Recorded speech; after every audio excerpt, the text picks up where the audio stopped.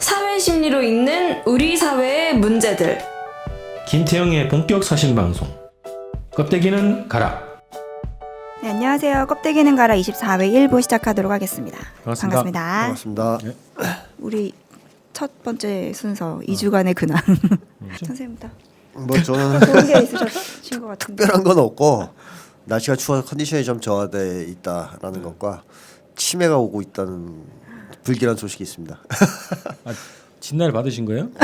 진단을 받은 건 아니고 자가진단. 대전에 갔다가 이렇게 올라오는데 5시 7분 차. 그래서 기다리는데 전광판에 차가 기차 안내가 안 떠요. 그 내가 예매한 차가 5시 없어요. 7분이 없어요. 그래가지고 뭐 이렇게 이상하다 생각하고서 있다가 표를 보니까 이제 15시 7분이에요. 근데 그걸 보고도 몰로 왔어요. 5시 7분 차 맞는데 왜 없냐. 믿고 있으니까. 그럼 한동안 그러다가 문득 이거 3시 7분인 거 아니야? 해서 이제 가서 바꿨는데 표를 이미 이제 기차 떠났으니까 환불을 얼마 못 받았고 겨우 올라왔어요. 그래서 그 얘기를 애들한테 했더니 또 더 그렇게 구매한 표가 있을 수 있으니까 조사를 해봐라. 그래서 기차표를 쭉 점검했더니 그렇게 끊은 표가 또 있더라고요. 왕복을. 그래서 이제 그거 취소하고 다른 바꿨거든요. 그래서 이제 큰일 날 뻔했다 했는데 그 다음 날인가 강릉에 갈 일이 있어가지고 저녁 6시에 이제 미리 가서 아침 일찍 강이라 자려고 이제 6시 차를 탔는데 누가 와서 자기 자리라는 거야. 그래서 제 자리인데요? 그래서 이제 보니까 표가 똑같아요, 좌석이. 그래서 어떻게 된 거지? 뭐 이제 막 설왕설래 하는데 그 사람이 이제 내 표를 보더니 이거 아침 6시 아니에요? 이런 거예요. 보니까 6시로 돼 있어요, 이렇게. 저녁인 줄 알고. 네, 그걸 저녁인 줄 알고 끄는 거예요, 그냥 내가 또. 그래서 이제 나가서 기사한테 이거 아침 6시죠? 그랬더니 맞다는 거예요. 이제 18시가 나온다고요, 저녁은. 그래가지고 달려가서 다행히 그건 바꿔주더라고요. 표를 바꿔서 막 달려와서 겨우 갔는데 그런 걸 겪으면서 이제 치매가 오는가? 이게 뭐 이런. 단순히 2주간의 근황으로 다른 문제는 아닌 것 같아요. 그죠. 심각하죠. 심각한 큰일 근황이 이 방송을 그만둬야 되지 않을까 싶은 생각도 막 들고 이런 계속 상태면. 이렇게 활동을 해야 치매는 완화된다고. 고스톱을 하세요. 네? 고스톱을 치세요. 원래 산수를 제가 좀 못하긴 하는데 그래도 요새 그런 착각을 문득문득 하는 게 늘어는 것 같아요. 특히 이제 18시 이런 거. 네, 진짜 힘든 것 같아요. 좀 안 좋은 것 같죠. 걱정됩니다. 저는 오늘 아침에 특검을 갔다 왔습니다. 그 선능력 쪽에 있거든요. 네. 그래서 딱 가서 이제 출입구가 두 군데예요.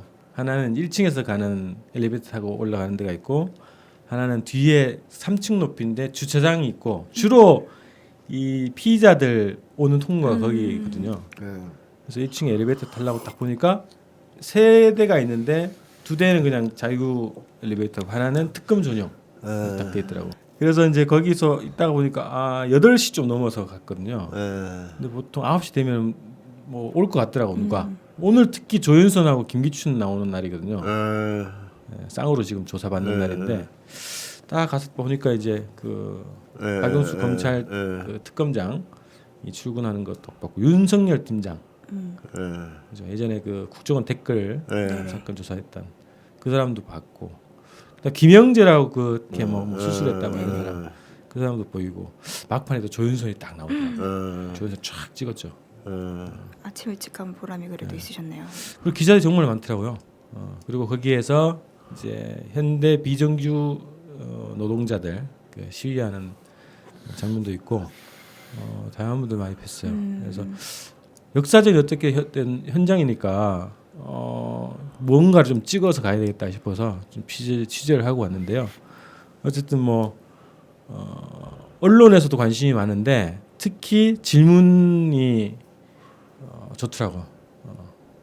조윤선한테도 블랙리스트 딱 막 들이대면서 물어보고, 그래서 언론 그 기자들도 기세가 좋고 특검도 좀 뭔가 자부심이 느껴지는 그런 모양이 있더라고요. 그래서 거기 갔다 왔고요.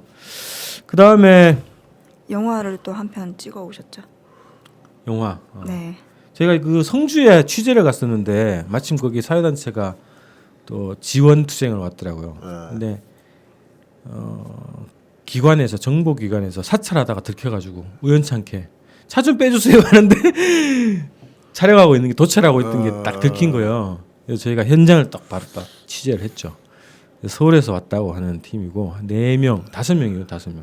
남성 4명, 여성 1명이 봉고차에 타서 그 시민단체를 서울에서부터 미행을 해서 아마 불법 사찰을 한 것 같더라고요.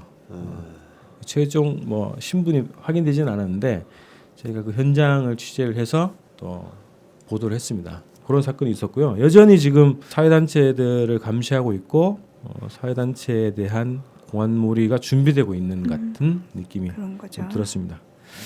자, 저희 마지막으로 저희 곡감 판매하고 있습니다. 네. 홈페이지에 또 배너가 있고요. 그래서 설 맞이 긴급 재정 사업을 하고 있으니까 좀 많이. 그렇게 품질이 좋다고 소문 났어요. 아, 그래요? 되게 맛있다던데. 하여튼 그래서 잘 판매를 하고 있고요. 시간이 얼마 안 남았으니까 빨리 네. 구매를 해주시기 바랍니다. 네. 주권방송과 함께하는 살맞이 상주 곶감 공동구매. 주권방송 홈페이지를 참조하세요. 오늘은 또 이제 새로운 화제 인물들이 조금 등장을 하네요. 먼저 삼성 얘기, 그리고 반기문 이제 대선 후보라고 말해야 되나요? 하려고 하는 사람 얘기 이렇게 있는데요. 먼저 삼성에 대한 얘기 먼저 해볼게요.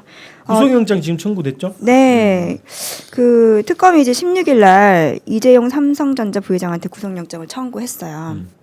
이제 어떤 거냐면 뇌물공여죄, 그리고 국회에서 위증했다. 요 혐의로 이제 구속영장을 청구했는데 삼성 청구당한 게 처음이죠. 그 밑에 이제 그 네. 부조본부장 뭐 이런 사람들은 청구가 몇 번 됐었던 걸로 알고 있는데 회장 그죠? 총수는 처음 아닌가요? 맨날 처음으로- 빠져나갔던 것 같아요. 처음으로 알고 삼성은. 있어요. 네. 최순실 국정농단 사태에서 수사선상에 오른 재벌 총수에게 구속영장이 청구된 것 처음이다. 네. 조사 뭐 네. 청문회 나와서 그 발언했던 총수 중에는 처음으로. 네. 근데 이게 아마 시작이 되면 다른 총수들도 뭐 청구가 될 수도 있겠죠. 근데 오늘 이제 뭐 구체적 혐의 뭐 이런 얘기보다는 삼성 신화 같은 거 있잖아요. 네. 삼성 신화에 대해서 한번 얘기를 해보자 이런 거거든요. 근데 언론 보니까 삼성의 글이 호의적이진 않더라고. 그래서 구속영장 청구나 또 뭐 위증 이런 거에 대해서 뭐 여론이 나쁘진 않아요. 네네. 언론 그런 것 자체에서도 그렇고 그 삼성 같은 경우에는 오너가 없는 게 더 잘 된다 이런 제목의 기사도 나오고 있고. 진짜요? 그래서 한국 사회에 이 만연돼 있고 기득권 그리고 언론들이 주장하고 있는 삼성 신화에 대해서 한번 얘기를 해봤으면 좋겠습니다. 네. 뭐 유명한 말이 있어요. 유명하다고 해야 되나? 삼성 망하면 대한민국 망하는 거 아니냐. 오래됐죠. 이런 얘기 그것도. 많이 나오죠. 그러니까 저도 그 전에 이제 뭐 경제민주화 막 이런 얘기하고 할 때 진짜 얘네가 이렇게 돈을 많이 이제 외국에서 돈을 많이 번다는 거잖아요. 그 우리나라가 요걸 지탱하고 있는데 돈 못 벌고 뭐 수입 뭐 수출 잘 못하고 이러면 정말 망하는 거 아닌가 이런 생각 사실은 좀 했거든요. 국가 경제에 안 좋은 영향을 미칠 수 네. 있다. 그 봤더니 한국 경제가 삼성에 의존하고 있는 건 맞는데 이게 의존이라는 단어를 썼어요. 지나치게 의존하고 있다. 이 보는 시각에 따라 틀린 거죠. 삼성이 되게 중요하다. 이게 아니고 너무 지나치게 의존하고 있다. 2014년 말 기준으로 보면은 삼성그룹의 매출액이 GDP 대비 20.4%. 그리고 자산 총액은 GDP 대비 42%. 이렇게 나왔단 말이에요. 그래서 2014년 기준으로 해서 과거 5년간 삼성이 이제 번 거에 비하면 한 7조 8천억 정도의 세금을 내야 되는데 요거를 감면해준 그러니까 내내기 아니고 감면해준 액이 6조 7천억이에요. 반도 넘고 거의 다 해준 거죠. 그러니까는 삼성이 내야 할 법인세를 거의 86% 정도로 감면해 준 거고 이제 이게 중요합니다. 사실은 요게 그러면 없어지는 거냐. 근데 결국에는 세금으로 나라가 돌아가는 건데 요거를 누가 메꿨어요? 우리 국민들이 대신 메꿨다고 할 수가 있죠. 대신 국민이 내준 준 거죠. 거네. 그렇죠. 국유화하면 딱 되겠네요. 이제 이 비중을. 그렇네. 한 끼에 그냥 해결되겠는데. 그렇네. 86% 우리가 네. 지분이 있는 거지. 그러니까 지금 요 뉴스 나오면서 지금 최근에 그 노동자들의 노동권 뭐 이런 얘기를 하면서 지난 주말에 삼성반도체에서 그 백혈병 사망자가 많잖아요. 네. 79번째 사망자가 또 생기셨어요. 네네. 그 김기철 씨라고요. 2006년도 입사해서 화학물질에 노출된 채로 6년 만에 급성 골수성 백혈병 진단 받고 5년 투병 끝에 주말에 돌아가셨다고 하네요. 22살에 이제 입사해가지고 27살에 진단받고 5년 후에 사망했다. 31살밖에 안 네네. 되셨어요. 그래서 이런 것들 보면 노동자들은 아주 열악한 환경에 노출되어 있는데 또 국민들의 또 세금 가지고 삼성을 살리고 그것이 또 사회로 환원되는 것이 아니잖아요, 그죠? 정유라 최순실한테 가고. 네, 그쪽으로 가고 뭐 재벌들의 네. 배를 채우는 데로 갔기 때문에 그래서 이재용에 대한 구속영장이 그냥 특별한 것도 아닌데 당연한 거로 지금 여론이 그렇게 많이 형성돼 있는 것 같아요. 예. 그래서 삼성 신화라는 것도 구체적인 뭐 데이터로 딱 봐도 그렇고 또 이게 협박을 한단 말이죠. 삼성이 있기 때문에 그나마 또 고용이 창출되고 일자리도 네. 얻을 수 있는 거 아니냐. 삼성이 한국 경제에서 큰 비중을 차지하는데 삼성이 만약에 그렇게 뭐 처벌되고 그러면 한국 경제가 큰 타격을 입을 수밖에 없다. 이런 논리로 그동안 구속을 면하거나 처벌을 면하거나 또 세금 혜택을 받고 또 뭐 구속돼도 금방 나오고 이런 구조로 지금 계속 운영돼 왔다는 거죠. 그런 게 있었죠. 근데 한국 같은 경우에는 경제 자본주의가 좀 이게 정상적 자본주의 체제가 아니거든요. 그 누차 얘기하지만, 그러니까 서구 자본주의 나라들은 일단 자본가 계급이 그 사회 지배계층이 되고 이 사람들이 국가를 갖다가 장악해서 소위 자본가 계급이 콜 국가 하는 이제 국가 독점 자본주의 체제로 이제 갔다라고 본다면 한국은 시작부터가 좀 엉망이라고 보는데, 예를 들면 삼성도 처음에 이병철 씨가 사업을 처음에 시작했을 때 과연 기업가들 모두 다는 아니겠지만 그래도 나름 이제 양심적인 기업가들은 정경유착을 그렇게까지 원했을까 하는 생각이 들어요. 연구를 해보면. 그래서 아닌 경우가 더 많았다.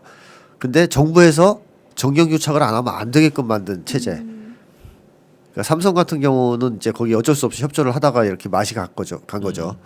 그래서 정경유착에 협조를 하면 살아남고 정경유착에 협조를 안 하면 쓰러뜨려 버리는. 그래서 옛날에 그 전두환이한테 밑보였다고 국제그룹이 네네. 한 방에 갔지 않습니까? 또 대우도 사실 그 권력과의 갈등 속에서 자빠졌다는 얘기가 있어요. 조사해 보면. 뭐 물론 대우가 잘못한 것도 있지만, 그래서 이런 걸 봤을 때 한국에서의 이 자본가 계급이라는 것은 철저하게 권력 종속적인 체질을 좀 가지고 있었다. 이제 물론 이제 요즘에는 삼성이 워낙 커지면서 오히려 권력을 삼성이 통제한 거 아니냐 하는 얘기가 나오긴 하지만, 그래도 이번의 과정이라는 거 쭉 보면 아직까지는 권력 집단이 더 강력하다라고 봐야 되겠죠. 아니 그 녹취록이나 이런 거 딱 멘트를 딱 보면 네. 딱 느낌이 오잖아요. 네. 야 빨리 안 넣어? 어. 네, 알겠습니다. 상하관계가 보이긴 그런 게 해요. 딱 보이더라고요. 그러니까 이제 말을 잘 들어서 돈을 주면 살려주고 안 주면 죽이는 이런 체제가 이제 한국에 이제 정착이 된 거고, 삼성이 그 과정에서 비대해진 거 아닙니까? 근데 이제 이 어쨌든 과정에서 옛날에 초창기에 있었던 한국의 이제 기업가 정신이랄까, 또는 뭐 건강한 기업 나름의 이런 것들은 거의 없어졌다고 봅니다. 이제는 특히 2세 3세 넘어오면서부터는 더 나빠졌다는 거죠. 더 왜곡되고. 그래서 옛날에는 차라리 초창기에는 삼성이나 현대 같은 게 쓰러지면 국가 경제 타격이 있었을 거라고 생각해요. 그 당시에는 나름 의미 있는 일들 했으니까. 근데 오히려 지금 2세 3세 체제로 넘어오면서부터는 쓰러져야 국가에 도움이 되지 않을까. 없어져 주는 게. 없어져 주는 게 국가에 도움이 되지 않을까. 예를 들면 삼성이 쓰러지면 결과는 이거죠. 삼성이 분할되는 거 아니겠어요? 재벌 체제가 아니라 중소기업 체제로 분할되지 않겠어요, 여러 개로. 그러면 거기에서 GDP를 생산하겠죠. 그러니까 재벌 체제에서 모아서 한꺼번에 하는 게 아닐 뿐 그대로 움직인다는 얘기죠. 그래서 뭐 그런 점에서 한국 경제에 타격이 된다는 말은 이제 거짓말인 것이고, 또 한 가지 이제 그럼 국민들은 왜 그런 말에 자꾸 속느냐 하는 문제를 말씀드리면, 네. 이 한국 사람들이 정치에서도 이 주인의 역할을 못 해왔지만 경제도 마찬가지입니다. 그러니까 경제 과정에서 경제 활동에서 철저히 소외돼 있었죠. 그러니까 경제 활동의 주역, 주인. 그건 이제 일 시킬 때만 하는 소리고, 산업 요건이라고. 산업 여건이라고 추켜 세워주는 거고, 실제로는 굉장히 무권리한 상태에서 경제 문제에 있어서는 배제돼 왔죠. 자본가들이나 재벌이 경제를 살리는 사람들이고 너희는 그 밑에서 일이나 하는 사람들이다. 그러니까 너희들이 경제를 어떻게 할 수 있는 건 아니다 하는 식의 이 논리를 계속 주입시켜 왔어요. 그리고 실제로 무권리한 상태에서 계속 일만 해왔기 때문에 이 사람들이 어떻게 보면 학대를 당한 거랑 마찬가지거든요. 그러니까 집에서 식모한테 이제 계속 일을 시켜요. 월급 안 주고. 그러면서 이제 이 집안 살림이 잘 펴야 너도 내가 밥을 먹여줄 거 아니냐 하는 논리를 계속 주입시킨 거랑 똑같은데 그렇게 식모살이를 한 20년 30년 하다 보면 어떻게 되냐면 의존심이 생기죠. 스스로 식모 이상을 꿈꾸지 못하죠. 그러니까 노예로서 막 10년 20년 살고 나면 나중에 해방시켜줄게 그러면 싫어요 그런 거랑 똑같아요. 그러니까 무력감이 생기고 의존심이 생기고 그러다 보니까 우리 힘으로 할 수 있는 게 뭐가 있을까? 집안 경제는 주인님이 하시는 거지 식모인 내가 뭘 할 수 있을까? 국가 경제는 재벌님들이 알아서 하시는 거지 우리 노동자들이 뭘 할 수 있을까 하는 식의 자기 비하 그다음에 자기 불신 자기 혐오적인 이제 심리가 생깁니다. 이렇게 되면 이제 그때부터는 삼성이 무너지면 큰일 날 듯이 생각하는 이런 이제 뭐랄까 논리에 넘어가는 거죠. 네. 그래서 이런 상태가 한국 사회에서 치명적이라고 저는 생각하는 게 사실 경제가 살아나려면 백성들이 살아나야 되거든요. 인적 자본이 살아난다는 얘기죠. 요즘 유행하는 말로 치면. 그러니까 일하는 사람들이 자기 일의 주인이 되고 거기서 창의성을 발휘하고 뭐 이래야 이제 경제가 사는 건데 한국은 국민들을 특히 노동자들을 개돼지 취급하면서 계속 소외시키고 학대시키고 의존심을 키워왔기 때문에 경제가 잘 될 수가 없어요. 재벌 총수 한두 명이 똑똑하다고 뭐가 되겠습니까? 안 되죠. 그래서 사실은 지금 상황은 이 재벌 체제 그다음에 한국 국민들을 경제 과정에서 경제 활동 과정에서 계속 소외시키고 학대해 온 것이 한국 경제의 위기를 불러온 하나의 요인이 되고 있다라고 저는 생각을 하거든요. 부메랑이라고 그러죠? 부메랑. 네. 그러니까 국민들은 이제 다들 의욕을 잃고 뭐 창업이니 뭐니 이런 건 이제 어차피 재벌 때문에 안 되니까 그냥 치킨집이나 하든가 아니면 그냥 어디 취직해서 월급이나 받아먹을 생각을 하지 국가 경제를 어떻게 해서 살려야 되겠다 이런 생각은 도저히 꿈꾸지 못하는 정도로 무력해져 있는 거죠. 삼성이 제일 근무 연한이 짧다 그러더라고. 노동조합이 없어서 그렇다라는 분석도 있고. 네. 그리고 얘네들이 계속 비대하게 상층분을 엄청 키웠잖아요. 네. 그러니까 노동자들한테 착취를 해가지고 돈이 다 위로 몰려 있고 소수 재벌들한테 몰려 있고 총수들한테 다 몰려 있으니까 그 저기 뭐냐 이건희가 뭐 500만 원씩 그죠?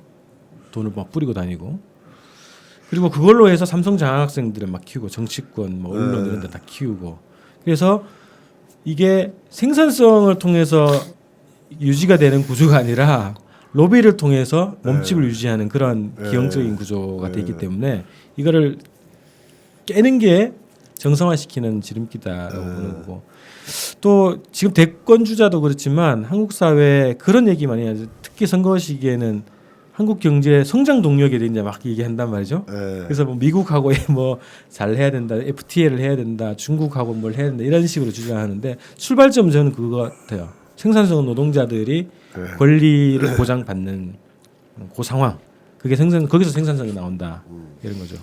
그래서 패러다임을 좀 바꿔야 될 것 같다. 그래서 삼성의 재벌 체제, 그룹 체제가 해체가 되고 노동조합이 튼튼하게 서고 그리고 저번에 우리 또 몇 번 얘기했는데 그 경영에 참가하는 것을 제도적으로 보장하고 그러면 생산성이 쑥 올라갈 것 같아요. 그렇죠. 내수 시장이 활성화되는 거고.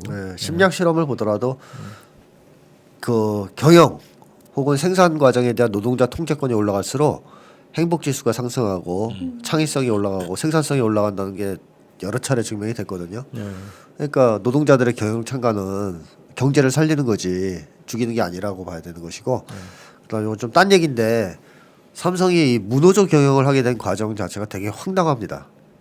사실은 이거 제가 기업가의 탄생에서 그 부분을 분석을 했는데 이병철 회장이 속은 좀 뻘개요. 사상이 예. 약간 진보적이에요? 사회주의 성향이 있어요, 사람이. 제가 삼성 쪽 사람들 만났을 때도 물어보니까 인정하더라고요. 이병철 회장이 그랬다는 거. 근데 왜 그러냐면 이 사람이 젊었을 때 그 와세다 대학 다녔죠. 네. 근데 사회주의 운동했습니다 그때. 학교 다니면서 마르크스 책도 보고 자기가 자서에 썼어요. 읽었다고 그런 거. 그것도 보고 데모도 하다 이제 유치장 신사도 지고 또 절친 친구가 있는데 사회주의자예요. 그런 서클에서 활동도 했던 거죠. 근데 이제 아무래도 그런 쪽으로 전문적으로 정치를 하기에는 약간 이제 딸려가지고 에너지가 딸려가지고 이 사람은 이제 기업을 차려서 국가를 좀 부강하게 하는데 기여해보자 하는 쪽으로 노선을 틀었어요. 그리고 이제 그 절친 와세대 대학 같이 다녔던 절친은 사회주의 운동을 해서 유명한 좌파 지도자가 됐습니다. 그 당시에. 근데 둘이서 친했어요. 기업을 할 때도 처음에. 그러다가 이제 한국 전쟁 터지고 막 이러면서 그 친구는 월북을 했죠. 예. 근데 이병철 씨가 자서전에서 뭐라고 그랬냐면 그 친구가 굉장히 훌륭한 사람이라고 평가를 합니다. 죽을 때까지. 월북한 친구를. 그러니까 위험한데. 위험하죠. 그러니까 이게 재벌 총수가 아니었으면 80년대 그런 자서전 쓰면 감옥 가야 되잖아요. 근데 이제 그때 이제 이미 삼성그룹을 일으킨 이제 총수였기 때문에 정권에서 못 건드렸겠죠. 그러니까 이병철 씨가 처음에 생각했던 것은 뭐냐면 사회주의적 기업 거의 그런 쪽으로 생각을 했던 것 같아요. 노동조합이 필요 없는. 그러니까 알아서 잘해주고, 그리고 실제로 초기엔 그런 모습을 보였거든요. 알아서 잘해주고 인류로 대접해주고, 그래서 굳이 노사 갈등이라든가 쟁의가 없는 회사를 꿈꿨던 거죠. 내부, 그러니까 삼성 내부에서의 사회주의를 꿈꿨다라고 해서 과언이 아닌데, 그래서 무노조가 나온 거예요, 사실은. 창업 이념을 왜곡했구만. 그렇지. 그러니까 이게 이병철 씨 때까지는 이제 이병철 생각은 노동조가 밉고 노동조합을 정말 이제 증오하고 싫어해서 이걸 무노조를 주장한 게 아니고 노동조합이 생긴다는 것 자체가 자기가 악덕 자본가라고 생각한 거예요. 그렇게 되면 그래서 노조가 없으면 나는 좋은 자본가, 착한 자본가. 단순하게 생각했네. 약간의 그런 강박감 같은 게 있어가지고 무노조를 주장했는데 이게 이제 아들 때 넘어오면서 노조 탄압에 이제 원칙이 돼버린 거죠. 변질돼가지고 3대까지 온 거 아니에요. 그러니까 이게 말이 안 되는 거죠. 사실 시작할 때 그런 이데올로기였으면 삼성이 지금처럼 됐으면 안 되는 거고. 근데 중간중간 아까 얘기했듯이 정경유착이 심했고 이제 예를 들어 박정희 정권하고 사이가 되게 안 좋았거든요. 이병철 씨하고. 그래가지고 자선에서도 맨날 박정희 욕하고 그랬는데 박정희 정권 때 정경유착을 안 할 수 없었던 게 나와요.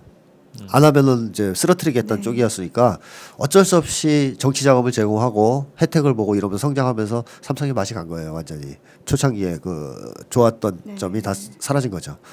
그래서 무노조 경영은 이렇게 시작된 거니까 이제는 빨리 없애야 된다고 저는 생각해요. 그 후손들 이건희 씨는 지금 뭐 살았는지 죽었는지 모르겠고 이재용 씨도 이런 내막을 안다면 그 원래 창업자가 꿈꿨던 회사 이데올로기 이념 이런 거에 기초한다면 무노조 경영을 고수할 이유가 없다. 지금 그거는 할아버지의 뜻과 어긋난다고 저는 생각합니다.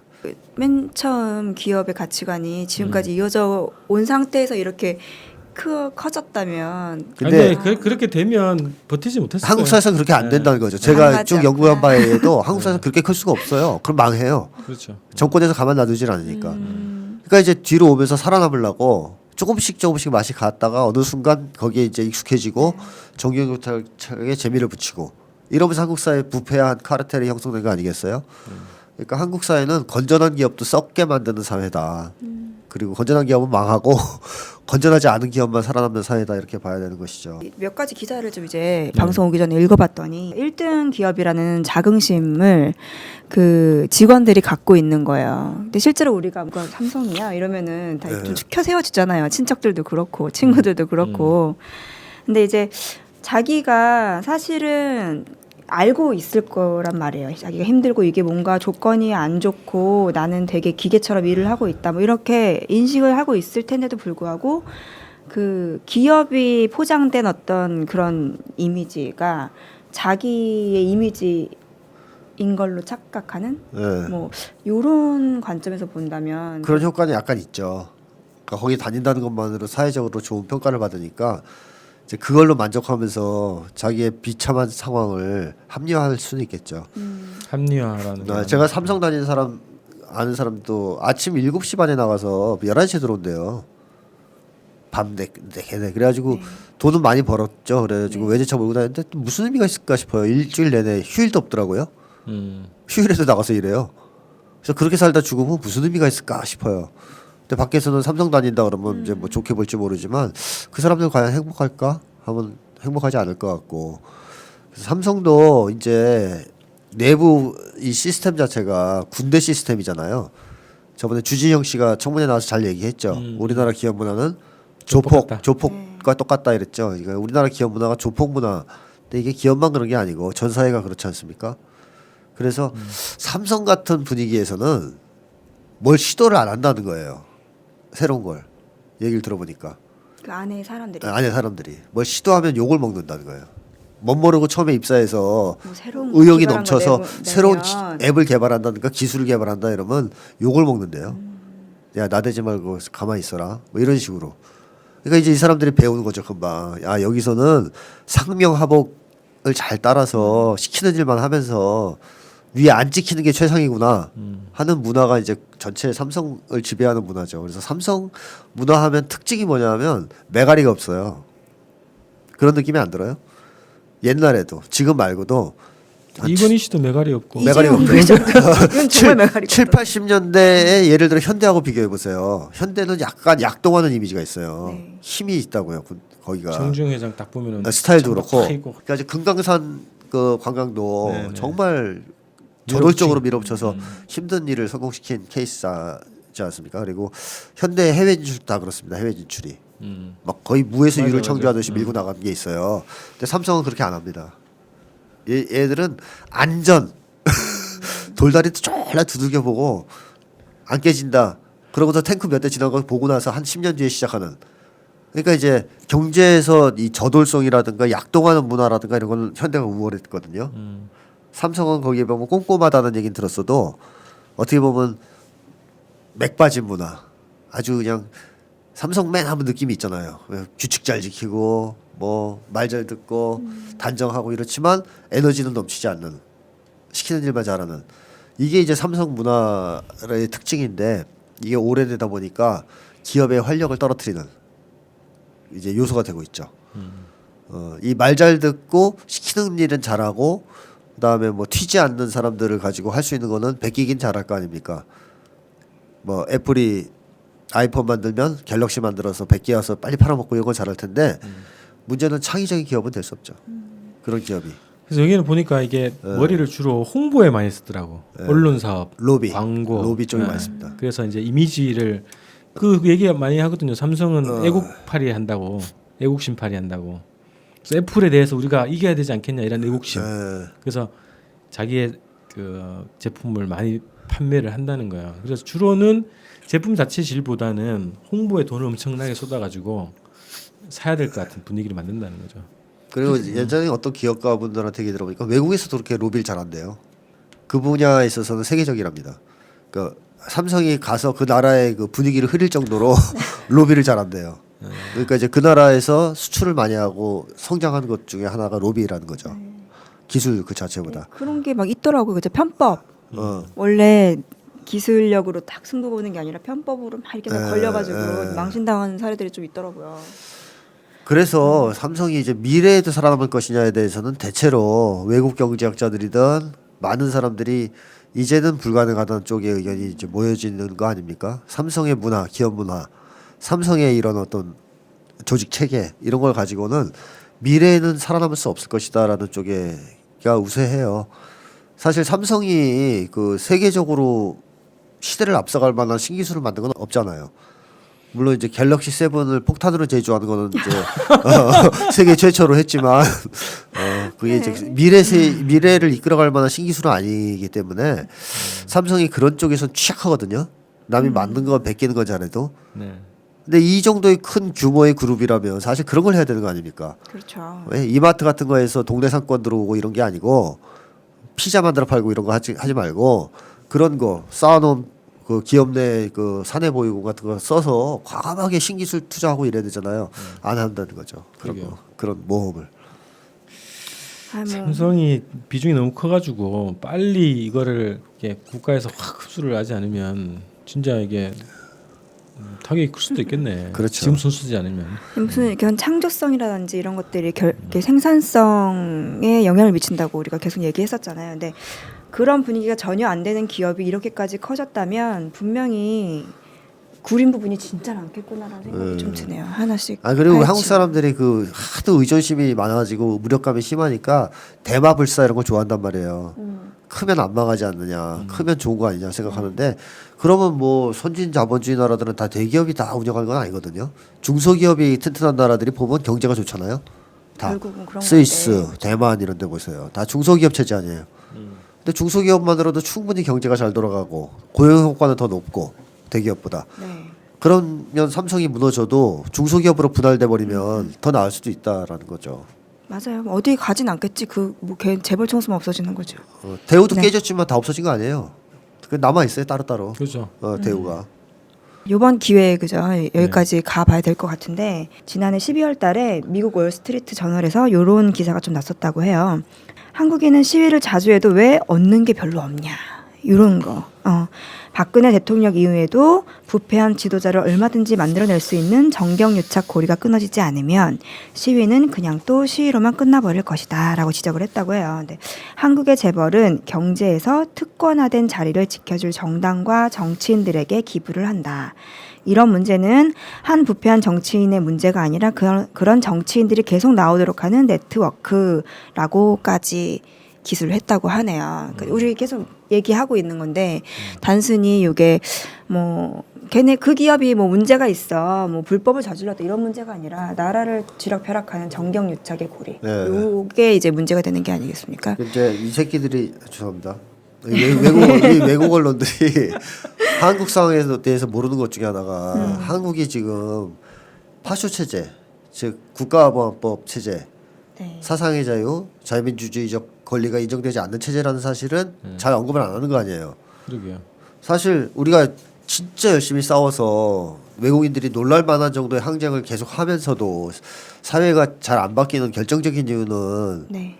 정경유착 이전에 그게 있잖아요. 다시 말하면 왜 도대체 한국에는 최준실 일당 같은 놈들이 계속 살아남아서 활개치는 거냐라고 보면 얘들이 상대방을 다 종북으로 몰거나 빨갱이로 몰아서 박살을 냈기 때문에 그런 거 아니겠습니까? 정화할 수 있는 기능이 아예 그렇죠. 없어져 버리는. 정화가 안 되는 거죠. 네. 그러니까 그런 놈들이 70년을 갖다가 버티면서 한국 사회를 엉망진창으로 만든 건데 이제 그런 것을 먼저 손을 봐야 되는 것이고 그 놈들을 그러니까 국가보안법 체제를 민주적인 체제로 바꾸는 것이 일단 우선이고 그다음에 또 한 가지는 부패 고리를 끊으려면 노동자들의 경영 참가를 확실히 저는 보장해야 된다고 생각해요. 계속 얘기하지만 그러니까 회사의 주인이 재벌 혼자 운영하면 안 됩니다. 그리고 이건 민주주의 원리에도 어긋나요. 네. 지분이 많은 것도 아니잖아요, 걔들이. 지분으로 그렇죠. 굳이 따져도. 그리고 정말 좋은 기업이라면 지분이 아니고 당사자 1인 1표를 행사하게 해주는 게 더 맞다고 생각하는데 어쨌든 지분으로 따지더라도 삼성은 재벌 혼자서 좌지우지하면 안 됩니다. 차라리 전문 경영인이 하는 게 낫지. 그리고 이제 관리 감시를 노사 합동의 경영위원회에서 참가해서 하든가 이렇게 진행이 된다면 원천적으로 부정한 돈을 줄 수가 없죠. 정치권에. 그렇죠. 예, 투명해지니까. 그러면 이제 한국에서 정경유착이 될 수가 없는 건데 이거를 이제 정치권에서도 원하지 않고 부정한 돈을 뜯어내야 되니까 네. 재벌 체제도 그 맛이 있으니까 그 돈을 주고 나면 엄청난 혜택을 주니까 또 그 재미가 있으니까 얘들도 이걸 안 하려고 그러고 이걸 이제 쇄신하려면 정치에서의 개혁과 더불어 경제에서의 완벽한 민주화 그러니까 경제 민주화에서 핵심 중에 하나는 재벌 체제 해체만이 아니고 저는 회사를 민주적으로 운영하는 거라고 생각해요. 즉 노동자 또는 그 회사를 다니는 모든 직원이 회사의 경영에 참가할 수 있는 시스템이 필요하다. 그리고 실제로 지금 자본주의 나라들은 대체로 그렇게 갑니다. 그런 쪽으로. 그리고 그런 쪽으로 이동해서 민주적인 권리가 보장된 회사일수록 창의성이 올라가고. 그러니까 한국도 그런 체제로 가야 되지 않느냐 빨리 이런 생각이 들어요. 노동자들이 참가를 하면 네. 많은 문제가 해결될 수 있죠. 그렇죠. 네. 고질적인 노사쟁이도 줄어요. 이 노사쟁이의 핵심 중에 하나는 불신이거든요. 노동자 입장에서 안 믿습니다. 회사에 사는 얘기를. 네. 믿을 수가 없죠. 평소에 뭘 보여줘야지. 경영 실적 같은 거를. 너무 사실 까마니까. 돈 많이 버는 것 같은데 어, 돈 안 주고 막. 버는 것 같은데 안 준단 말이야. 그럼 나중에 보면 또 그 최순실은 줬어. 이러면 뭐 설득이 안 되잖아요. 그러니까 평상시에 경영에 참가를 시켜서 다 보여주는 거죠. 회사 경영 상태를. 그러면 임금 협상도 쉬워요. 납득할 수 있는 선에서 최대한 주면 되니까. 네. 그러면 이제 노사증에도 줄죠. 그리고 노동자들 같은 경우에는 주인의식이 올라가니까 훨씬 더 생산성도 올라갈 것이고 창의성도 올라갈 것이고 회사 분위기 자체가 약동하겠죠. 살아나면서. 이런 거 자체를 우리가 놔두고 지금 재벌 체제로 계속 경제를 끌고 간다는 것은 나라가 망하는 것을 수수방관하는 거하고 다르지 않다고 생각해요. 지금 그런 생각해봤어요. 이게 경영 참가를 제도적으로 보장을 한다는 거예요. 그래서 한국에서 기업 활동을 하려면 이거를 하는 조건이 필수적이다. 네. 이걸 제도화 시켜 놓으면은 네. 노동자들이 참가를 하잖아요. 네. 그러면 일단 현상적으로는 민주노총, 한국노총이 하나의 노총으로 딱 통합할 수 있는 또 바탕이 될 수도 있고. 그렇죠. 북유럽은 그 법으로 돼 있습니다. 음. 노동자들의 경영 참가가 네, 네. 법으로 보장돼 있어요. 그러니까 이제 그 사회가 평온하고 갈등이 적고 또 발전이 빠르고 뭐 이런 거죠. 아 그러게요. 요 이제 구속영장이 청구됐는데 앞으로 추이를 좀 보면서 진짜 선생님 우리 말씀드리는 것처럼 삼성이 해체돼야지만 나라가 제대로 갈 수 있겠다는 생각이 좀 드네요. 두 번째 불타오른 장어구이를 좀 다뤄볼게요. 이제 반기문 전 유엔 사무총장이 귀국을 했죠. 네, 귀국을 했습니다. 인천공항으로 입국한 후부터 그 행보가 이제 계속 이제 소식이 전해지고 있는데요. 연일 화제가 되고 있어요. 어떤 식으로 화제가 되는지는 우리가 다 잘 알고 계시겠지만 역사상 완벽하게 아무것도 하지 않았던 유엔 사무총장이다라는 수식어가 붙는 반기문 전 유엔 사무총장이 이제 대권도전을 선언하고서 행보를 이어가고 있는데 좀 안습이에요. 지몬미 정도까지 느껴질 정도로 좀 안쓰러운 경우가 많이 있는데 좀 어떤 행보들 보이고 있죠? 유전팀이 그쪽으로 붙은 거 아닐까요? 하는 거 비슷한 것 같은데 전혀 이 생뚱맞은 행보. 네. 그럼 다들 아실 건데 인천공항에서 자기가 이제 민생 행보 하겠다 그러고 이제 우리 국민들하고 같이 같은 걸 이용하겠다고 하면서 이제 인천공항 의전을 요구했다가 의전은 거의 무슨 그 산부인들만 한다 그러대. 네. 그런 걸 요구했다는 거예요. 네. 그러니까 못한다 해서 이제 거절당했고 또 인천공항에서 원래 차로 온다고 했다가 갑자기 또 공항철도.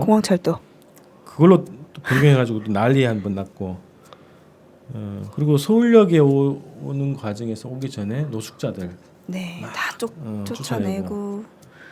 그랬죠. 그러니까 이게 참 뭐 민생 행보 다 좋아요. 근데 사람이 이미 첫 판부터 진실성이 느껴지지 않는 이런 행보는 우리 뭘로 보나라는 싶은 생각이 들 정도로 이게 웃겨가 아니라 진짜 기분이 나쁠 정도더라고요.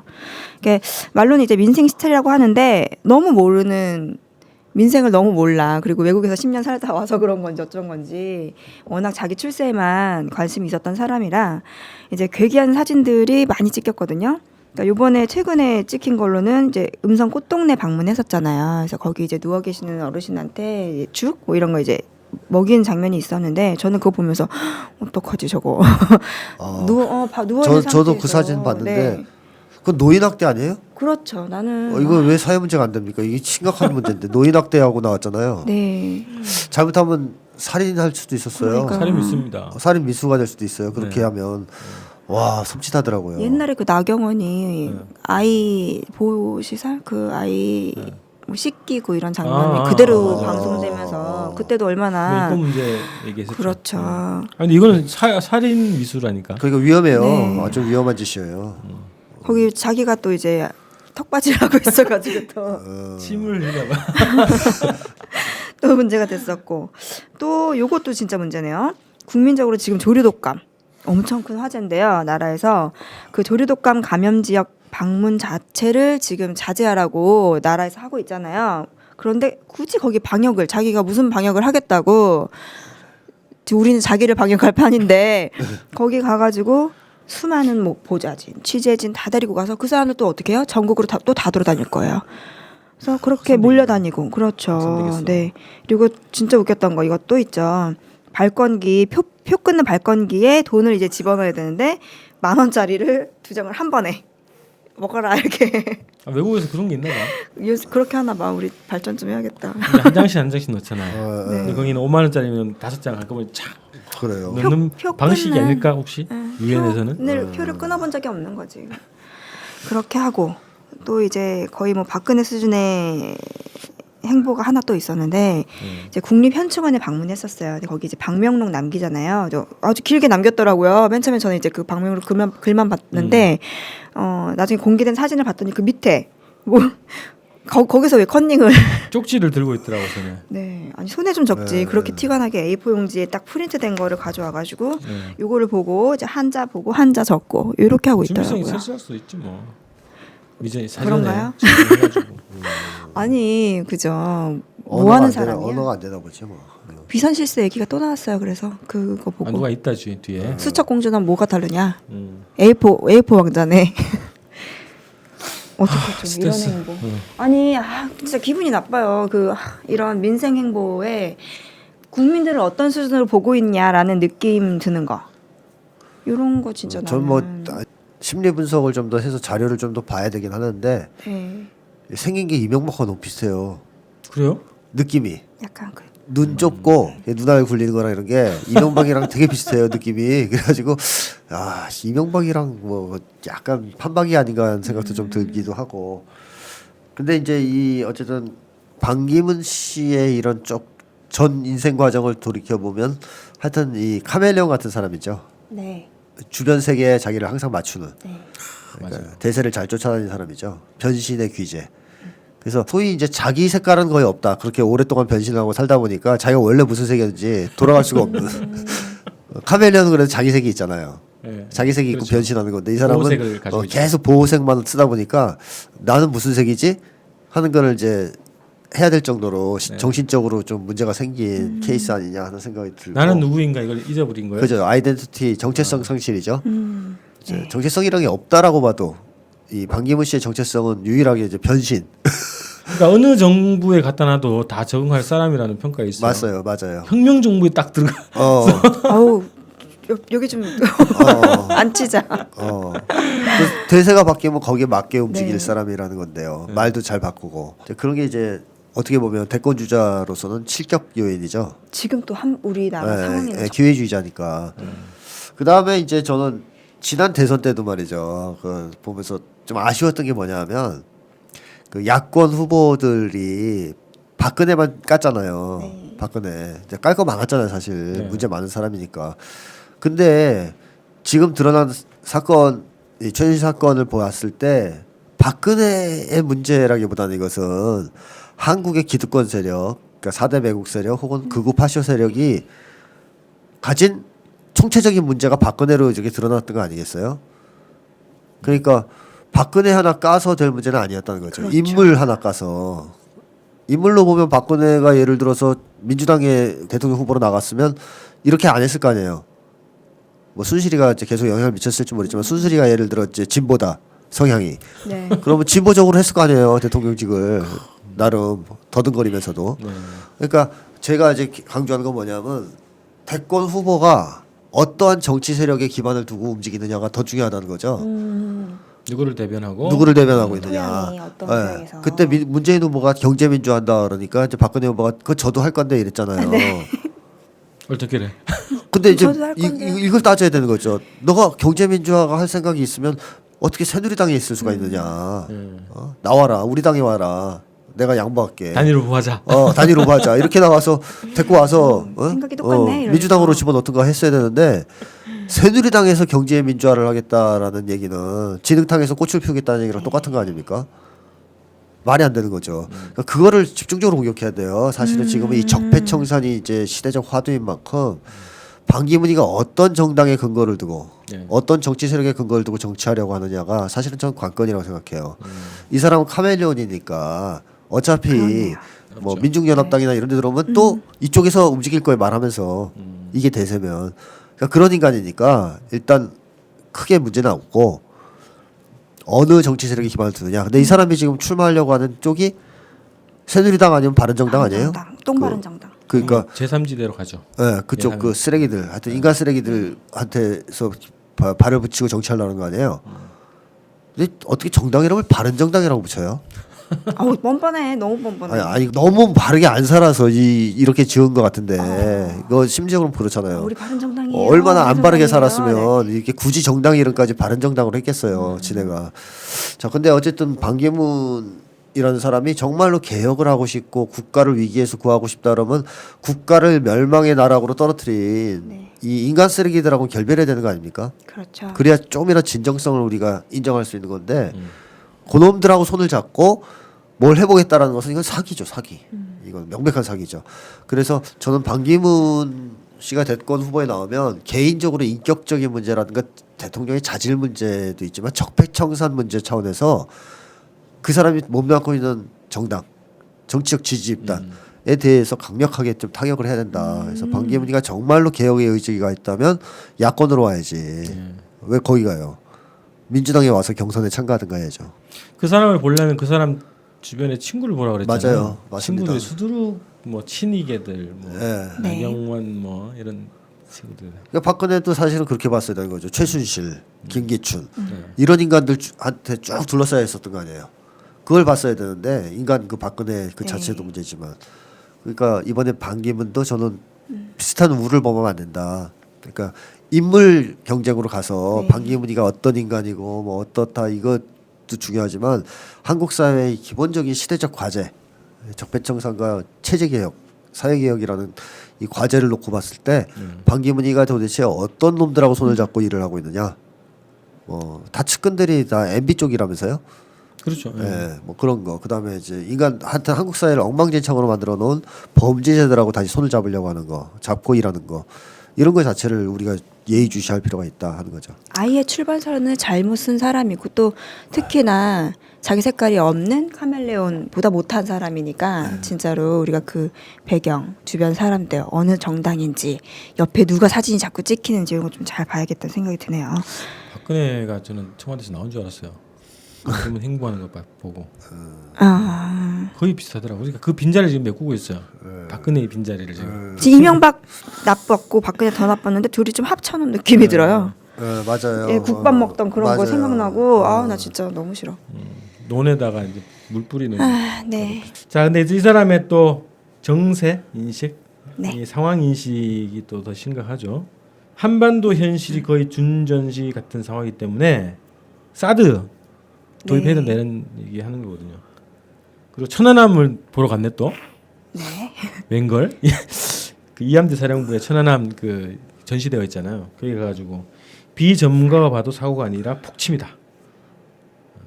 지금 이런 전문가가 봐도 폭침이 이거는 아니고 사고라고 하는 이거는 판인데. 이게 비전문가가 보면 이런 얘기하면 안 되는 거 아니에요? 네. 그렇죠. 내가 봐서 아는데 이렇게 해야지. 그죠. 아니 동네 아저씨가 보고선 이건 폭침이다 하는 거랑 똑같은 거 아니에요. 그럼. 그러니까 비전문가라서 나는 잘 모르겠다고 해야지 맞는 거잖아요. 근데 비전문가가 봤는데 폭침이다 그런 거는 말에 어폐가 있죠. 비전문가가 봤더니 넌 정신병자야. 이렇게 진단하면 안 되잖아요. 네. 그렇죠. 자, 이 사람이 아유. 하여튼 그 한반도 상황 인식, 네. 사안에 대한 인식 자체가 적나라하게 좀 드러났는데 네. 이 이게 뭐- 사람의 행보 그리고 이 사람의 정책 방향이 어디로 가는지는 명확하게 드러났어요. 네, 네. 전 최소한 약간 이 촛불 민심을 딱 봤으면 약간 모호하게 놔뒀을 것 같은데 나라면 내가 보수적인 입장이 있더라도 근데 요새 이제 야권도 비슷한데요. 대권 주자들이 본격적으로 대권에 욕심을 내면서 네. 미국 눈치를 되게 많이 보기 시작한 것 틀어졌죠. 같습니다. 네. 근데 그런 얘기가 있다 그러더라고요. 제가 책을 읽다 보니까 국회의원이 되면서 이렇게 듣는 충고 중에 하나가 였대요. 미국 건드리지 말라 하는 얘기를 듣는답니다. 그 어떤 사람이 쓴 책에 나오더라고요. 네. 그러니까 정치권에 막상 들어가면 이제 그 전까지는 어땠지 몰라도 선배들이 선배들이 조언을 해주는 게 미국은 터치하지 마라 이렇게 얘기를 해준대요. 오래 하려면 정치를. 그러니까 이 올라가면 올라갈수록 미국 눈치를 많이 본다는 겁니다. 그걸 이제 알겠죠. 피부로 느끼든 뭘 느끼든 이제 경험적으로 알든 알게 되겠죠. 그래서 이 대권 주자들이 차라리 대권에서 좀 거리가 있을 때는 사드도 확실하게 반대한다는 얘기도 많이 했고 또 뭐 미국에 대해서도 할 말을 좀 하는 편이었다면 대권에 욕심을 내면서부터는 말조심을 좀 하시는 네. 예, 말을 좀 조심하는 그런 이제 특징이 있거든요. 근데 이제 사실 반기문 씨는 원래부터 미국 입장이었잖아요. 네. 시작부터 끝까지. 그러니까 미국을 위해서 열심히 네, 지금 한두에 뭐 이런 게 아니죠. 미국의 앞잡이다 이제 이런 얘기까지 네. 들을 정도로 미국의 이익을 위해 대변해주는 유엔 사무총장이 아니라 미국 사무총장이었던 사람이잖아요. 그러니까 이 사람이 이렇게 얘기하는 거는 뭐 저는 그럴 것이라고 생각합니다. 미국의 이제 낙점을 받아서 대통령이 되려고 하는 사람이니까 촛불 민심 따위는 사실 관심 없고. 예.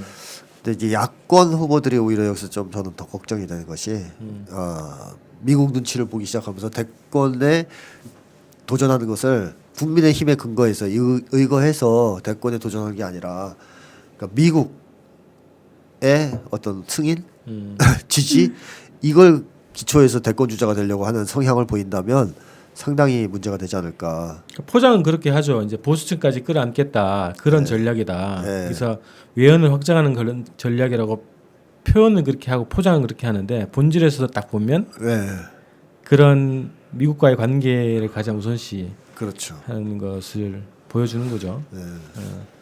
그래서 야 이게 보니까 사심이 생긴 거네. 그렇죠. 사심이 생겼어. 사심들이 생기는 거죠. 그런 거. 그래서 사심이 생겼으니까 내가 대선을 하려면 뭔가를 좀 피해 가야 된다 이런 네.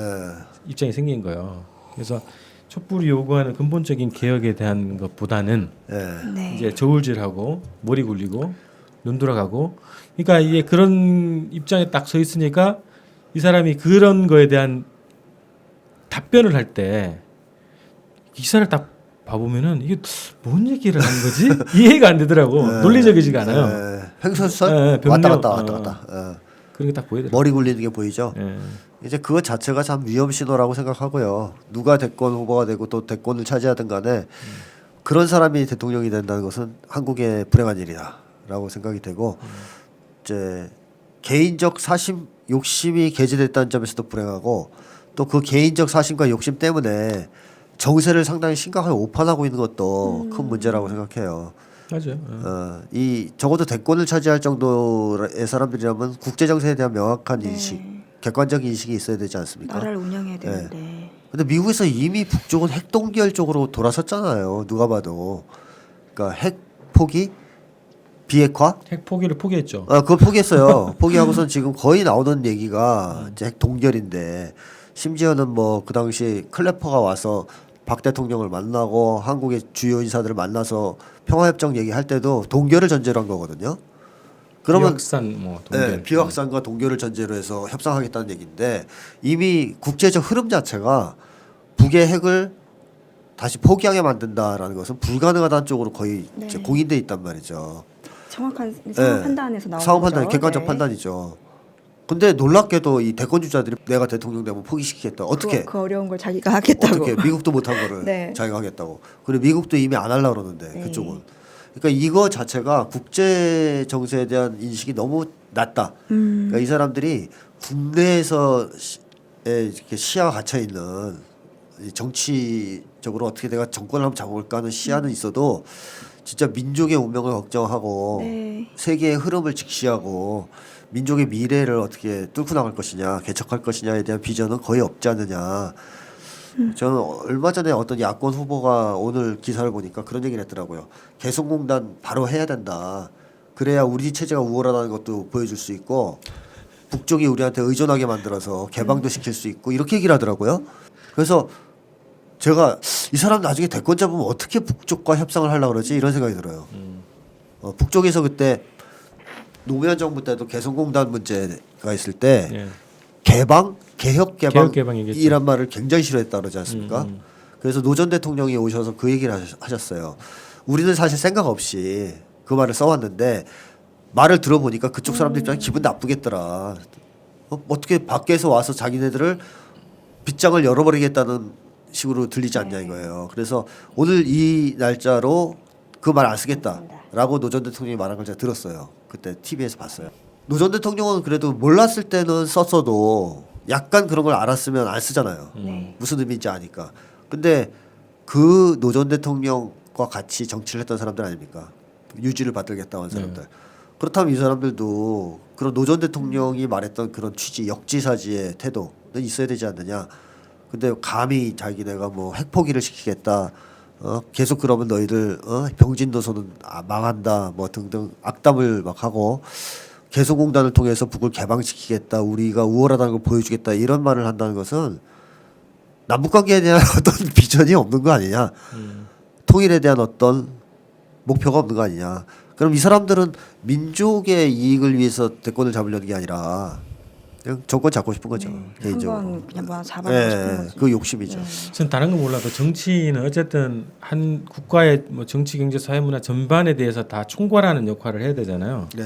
근데 그 사람이 대외적으로는 큰 나라 아들 그리고 국내적으로는 힘 있는 사람 기득권을 가지고 있는 사람들의 작지만 눈치를 보기 시작하면 눈앞에 뻔히 보이는 것도 이리저리 그렇죠. 말이 막 꼬이고 이런 거란 말이죠. 네. 최소한 장사꾼들의 판단, 이성적인 판단 자체도 못 따라가는 거에 뭐냐면 네. 이번에 그 성주 뭐 이렇게 사드 배치하는 것 때문에 롯데 골프장 부지랑 교환 얘기가 있잖아요. 예. 네. 계속 미루고 있는 거야. 예, 롯데가 예. 중국하고 예, 거래 문제 그렇죠. 때문에 예. 그 정도 장사 속으로 보는 거잖아요. 그렇죠. 그 이성적인 어떻게 보면 장사 속이지만 네.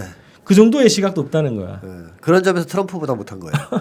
트럼프는 장사꾼이라 예. 견적 내보고 안 나오면 안 하거든요. 얘들은 그런 장사꾼다운 마인드도 없는 거죠. 견적도 안 내보는 거예요. 그러니까 현실에 대해서 네. 이해타산 있잖아. 이거 손해인데 우리가? 어, 그럼 안 되겠는데 이거 이렇게 얘기하잖아요 보통. 그렇죠. 근데 이건 무슨 뭐 이게 손해라고 하는 게 뭐 민족적인 이익을 위해서 네. 그런 판단을 하는 것도 아니고 큰 나라 힘 있는 사람들의 눈치를 보면서 나온 거기 때문에 위험합니다. 그래서 반기문 씨가 대통령이 되면 어쨌든 미국 말을 너무 잘 듣는 사람이 될 테니까 미국이 만약에 정치를 잘못했다. 우리가 다 덤탱이 쓰게 돼 있는 거죠. 그러면 예를 들어 미국이 중국과 전쟁한다 그러면 반기문은 앞장서서 짱깨 다도 외칠 사람 아니에요. 그러다가 공격을 제일 먼저 받겠죠. 그러니까 나라를 어떻게 엉망진창으로 만들 위험이 있다. 그러니까 미국이 정말 좋은 나라고 옳은 국제 정치를 한다면은 이제 반기문이가 차라리 날 수도 있어요. 말 잘 들을 테니까. 근데 미국은 그런 나라가 아니죠. 역사적으로 보면. 그러니까 이런 점에서는 대단히 위험한 거죠. 그리고 이 사람은 어쨌든 기회주의자로서 정세가 흘러가는 데 따라 대세가 형성되는 데 따라서 카멜레온처럼 쫓아가는 사람이니까 그거 아무나 시켜도 되는 거 아니에요? 이 정도면? 뭐 그렇죠. 그냥 뭐. 우리 이웃집 아저씨 시켜도 그 정도 하지 않을까요? 18세 이하 청소년이 해도 됩니다. 에이, 아무나 용지 시켜도. 100개 쓸 수만 지나가는 있으면. 붙잡아서 너 해도 그 정도 하지 할 거 아니에요. 대권 주자가 그런 사람이어서는 안 된다고 저는 생각합니다. 우리가 이제 촛불이 점점 커지면서 처음에는 뭐 최순실 국정농단 사건 이렇게만 했지만 점점 뭐 4대 외교하는 사람들, 뭐 네. 친일 친미 이런 거 다 이제 얘기가 나오고 있잖아요. 적폐청산이라는 걸로 거기에 아주 부합이 잘 되는 사람이잖아요. 반기문이 네. 하루 이틀 문제가 아니라 이미 뭐 역사성이 있는 사람이. 네, 알려진 얘기들만 봐도 뭐 노무현 정부 시절에 외교통상부 장관 하던 시절이었는데 그때 이제 미국에서 주한미군의 병력을 좀 뭐 이라크 쪽으로 이동시킨다고 했더니 그렇죠. 네, 그거를 뭐 우리 미국한테 잘못해서 그랬다. 이런 식으로 기자들이 뭐 외교부 장관으로서 뭐 그렇게 전화로 갑자기 통보받는 거에 대해서 뭐 항의를 한다든지 뭐 이런 것들을 상식적으로 얘기를 해도 그건 이미 눈에 안 보여. 우리나라 외교부 장관으로서 역할은 전혀 보이지 않고 어떡하지? 미군이 이렇게 한다는데 미국한테 우리가 눈밖에 난 것 같은데 뭐 거의 뭐 그냥 미국에서 유엔 사무총장 하는 것도 진짜 열받 그 자리도 있어서는 안 되는 사람이 그냥 미국 가서 거기 시민으로 거기 주민등록증 받고 살았으면 참 좋았을 사람인데 우리가 촛불 들면서 이런 사람들은 내보내자 끝내자 더 이상 생명줄을 끊어놓자 하는 사람 중에 아주 딱 맞는 사람이라는 거를 여러분들이 좀 잘 아시겠죠? 아시는 것 같아요. 여름을 제가 보면 그 시 하나로 네. 일부를 좀 마쳐야 되겠는데 네. 김남주 시인 알잖아요. 네. 김남주 시인의 시집 묶음이 있는데 옥중 시전집 해가지고 저창설 햇살이라는 책에 풍자 단락이 있어요. 풍자 코너가 있어요. 거기에 대통령 지망생들에게라는 시가 있는데 이걸 일부분을 제가 낭독해드릴게요. 한국의 대통령이 되려면 어떻게 되냐. 대통령 지망생들이여 기술이 모든 것을 결정하는 시대나니 고민일랑 말거라 대머리라고 가발술이 와서 기미까지 덮어줄 것이다. 청중이 안 모인다고 걱정하지 마라. 동원술이 다 모아줄 거다. 네. 돈이 없다고 하지 마라. 걱정하지 마라. 조폐술이 와서 다 찍어줄 거다. 표가 안 나온다고 걱정하지 마라. 컴퓨터가 와서 다 해결해 줄 거다. 곰보여 째보여 은청이여 애꾸여 대머리여 기머거리여 말더듬이여 능봉사여 사기꾼 협작꾼 정상몰입의 장군이여 지금은 기술이 모든 것을 결정하는 시대나니 대통령이 되고 싶거든 쓰잘데없는 걱정이나 하지 말고 가서 바다 건너 아메리카에 가서 백악관에 가서 청와대로 가는 허가증이나 하나 따가지고 오거라. 차기 대통령감에 아무개라고 큼직하게 찍힌 그 허가증 하나 받아오면 한국에서 대통령이 될 수 있다. 네. 그 마지막 인물이 될 것 같네요, 반기문이. 미국에서 이제 반기문을 낙점할지 누구를 낙점할지는 앞으로의 국제 정세에 따라 결정되겠죠. 네. 꼭 반기문을 민다고 단정할 수가 없습니다. 어쨌든 지금. 반기문은 자기는 확신하고 왔을 거예요. 반기문은 그렇죠. 본인이 지금 이미 된 것처럼 그러던데. 어. 네. 그래서 서둘러서 막 입장을 딱 내고 있네. 저게 시가 지금 어제 오늘 쓰여진 시는 아닐 텐데 아직까지도 80년대 네. 중반에 나온 시예요, 이게. 우리나라가 아직 이렇게 있다는 게 참 마음이 아프고 그 선생님께서도 우리 민족 얘기 지금 계속 하셨지만 우리나라 그 민중들이 만들어온 진짜 자랑찬 역사를 가지고 있다는 우리 민족이 민족과 미래, 민족의 미래를 생각하는 마음으로 우리가 좀 대권 후보들을 촛불의 힘으로 좀 여론을 잘 만들어서 제발 좋은 후보들 중에 가장 좋은 후보를 뽑을 수 있는 그런 선거를 좀 했으면 좋겠네요. 제가 네. 대선 출마를 심각하고. 네, 알겠습니다. 네, 이렇게 껍데기 능가라 24회 1부 마치도록 할게요. 네. 감사합니다.